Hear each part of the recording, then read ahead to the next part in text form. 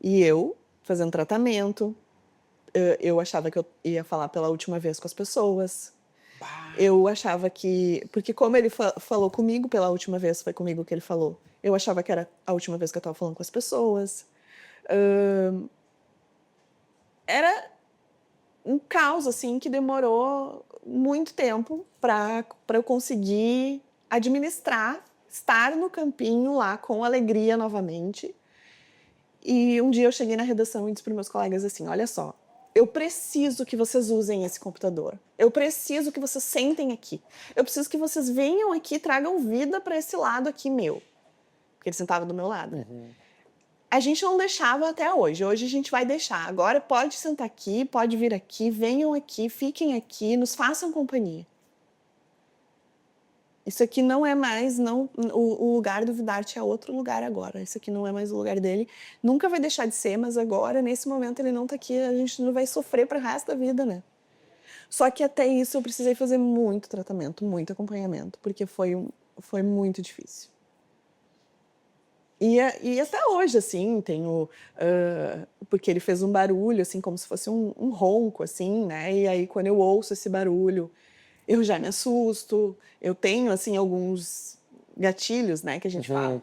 Mas, a figura dele, assim, comigo, ele era minha dupla, ele era eu perdi a pessoa que estava 5 anos ali do meu lado, sabe. Então, assim, foi uma coisa, assim, que talvez eu nunca vá conseguir explicar, né. Eu não conseguia dormir, eu não conseguia fechar o olho, daí eu ficava sem dormir, porque eu não conseguia fechar o olho, achava que eu não ia mais acordar, Bah, que loucura. sabe, várias coisas, São coisas assim. que acho que nem passam na nossa cabeça as consequências de viver uma coisa tão um episódio tão, assim.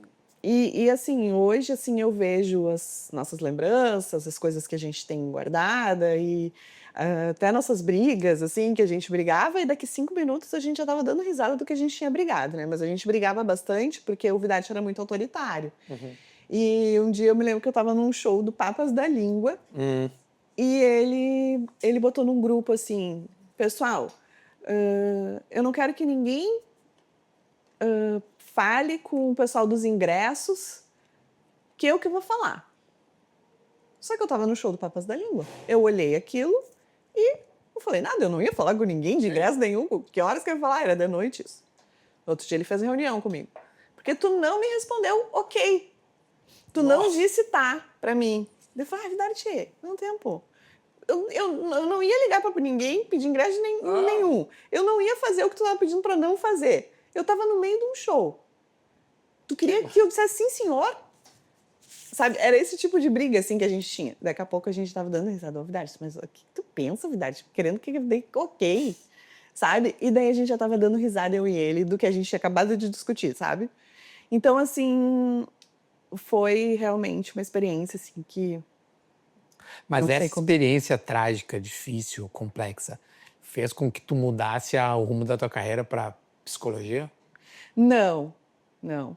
Eu assim, desde a RBS TV, eu já trazia nas minhas reportagens a humanização, né, eu sempre buscava a humanização do esporte. Tanto que eu tinha séries de reportagens, as matérias, assim, que eram as mais premiadas, eram sempre em cima da humanização. Eu me lembro que eu fiz uma reportagem uma vez que eu fui no Olímpico, no Beira-Rio, e eu fiz só uma matéria em cima dos torcedores que sabem o lance de cor do de gol, do escurinho, do Baidec lá no tempo de outrora, mas não sabe o aniversário da esposa. Boa. Não sabe o aniversário do filho. Um mote é bom. É. E era muito legal, porque, tipo assim, eu fazia: "Tá, queria que tu me falasse um lance inesquecível", e eles sabiam quem driblou com quem tabelou com quem, pra que lado do campo foi, pra onde foi o cabeceio, pá, foi naquela goleira. "E o aniversário da tua esposa?". Aí faziam assim, paravam pra pensar. Muito Sabe? bom. Aí eu fiz uma matéria, uma série de reportagens sobre os meninos que saem de casa crianças para jogar futebol, para a RBS TV. Que naquela época os meninos moravam embaixo das arquibancadas, tanto do Olímpico quanto do Beira-Rio. E aí eu colhi as histórias, por exemplo, o Carlos Eduardo, que jogou no Grêmio, Quando ele veio da cidade dele para Porto Alegre, a mãe dele não sabia quem era o dirigente do Grêmio que gostou do futebol dele. Ela sabia que um cara do Grêmio tinha gostado. E ela deixou o menino vir de ônibus, com 10 anos, para Porto Alegre, sem nem saber quem era a pessoa que ia receber ele aqui, se realmente era pro Grêmio, se realmente ele ia ser acolhido para jogar na escolinha. E ela veio. A mãe do Rafael Sobis, mesma coisa. Então eu fiz as entrevistas com as mães, eu fui atrás das histórias desses jogadores. O Sidney, o Pato, o Sidney que falou contigo, né, na semana passada, o Sidney e o Pato moravam embaixo da arquibancada do Beira-Rio. A mãe do Lucas Leiva, ela colocava um prato a mais na mesa, porque o filho morava aqui, mas ela botava para fazer de conta que ele ia vir almoçar em casa. Porque eles eram crianças e eles moravam embaixo da arquibancada do Beira-Rio e do Olímpico.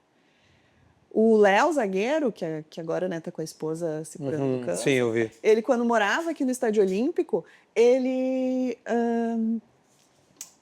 passava o Natal e o Ano Novo sozinho nas arquibancadas. E eles fingiam, assim, se juntavam e fingiam que não era Natal, que não era Ano Novo, que eles estavam morando ali. Então, essas histórias eu comecei a colher e eu comecei a ver, meu Deus, existem muitas vidas por trás do jogador, né? E eu comecei a querer contar essas histórias. E eu coloquei isso como objetivo de carreira, assim, contar as histórias dessas vidas, da humanização dessas pessoas, que muitas vezes chegam nos torcedores pelo resultado, jogou bem, jogou mal, errou pênalti, levou um frango, enfim, mas que eu gostaria de que chegasse também pelo lado humano. E quando eu comecei a colher essas histórias nos estádios, eu comecei a colher outras coisas junto. Por exemplo, o meu primeiro furo de reportagem, eu nem tinha o objetivo de dar furo de reportagem nenhum, foi com o Chiquinho, do Inter, que um dia eu cheguei no treino e eu notei que ele estava triste. E eu fiquei encucada com, nossa, o Chiquinho é tão faceiro, né? Tão querido, mas ele está tão triste hoje. Fiquei com aquilo na cabeça. Chegou de tarde, oi Chiquinho, tudo bem? Eu tô te achando tão triste hoje, desculpa te... Chamou no telefone. Chamei no telefone. Desculpa te ligar assim, mas é que eu tô te achando tão triste. Aí ele assim, não, e ele era o xodó da torcida na época, né? Chiquinho cruzava, Fernandão cabeceava, era gol. Aí ele assim, não, Débora, é que eu tô preocupado, porque eu tô com uma lesão e talvez eu não jogue mais futebol. E eu, meu Deus, Chiquinho, mas da onde isso? Aí ele, eu tenho consulta com o médico. Como é que é o nome do médico? Aí ele falou o nome do médico, eu passei a tarde inteira ligando pro médico. Tarde inteira ligando pro médico. Quando eu consegui falar com o médico disse assim, que a lesão dele não tá nem nos livros. A gente não consegue descobrir nem os livros. E realmente está muito difícil. E aí o médico entrou comigo na Band, né, na época. E aí foi um estardalhaço, saiu na capa da Zero Hora, do Ossu, no Correio do Povo. Quando eu saí do ar, tava todo mundo me ligando. Aí que eu entendi que eu tava dando um furo, porque eu não sabia que eu tava dando furo, né? Foi porque eu reparei que ele tava triste. Eu tava no treino, fiquei cuidando, vi que o jogador sempre feliz, sempre brincalhão, tava meio quieto. Esse é o tino do repórter também, né? Então, assim, tu vê que desde a Band, né? Eu ainda fazia faculdade de jornalismo. Então, quando eu terminei a faculdade de jornalismo, eu já comecei a psicologia. Só que eu fazia uma cadeira, 2 cadeiras.